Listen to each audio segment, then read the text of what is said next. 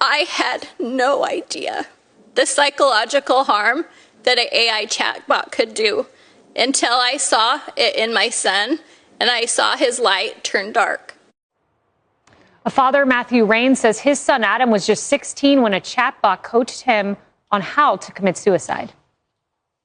As parents, you cannot imagine what it's like to read a conversation with a chatbot that groomed your child to take his own life. What began as a homework helper gradually turned itself into a confidant and then a suicide coach. ChatGPT mentions suicide 1,275 times, 6 times more often than Adam did himself. Looking back, that ChatGPT radically shifted his behavior and thinking in a matter of months, and ultimately took his life. Rain explained the chatbot taught Adam how to tie a noose and even offered to write a suicide note. We reached out to OpenAI and Character AI for a statement, but have not yet heard back. Harris, I read this New York Times piece this morning. It came out just a few days ago, and I was stunned. And I called my husband and was like, look, our kids cannot be on internet, cannot be on computers.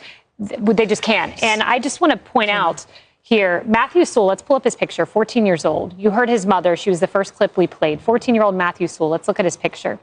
And this was the last correspondence she found on his phone with the chatbot. I promise I will come home to you. That 14-year-old you're looking at wrote, I love you so much, Danny. Danny was a fake AIA chatbot. I love you too. The chatbot replied, please come home to me as soon as possible, my love.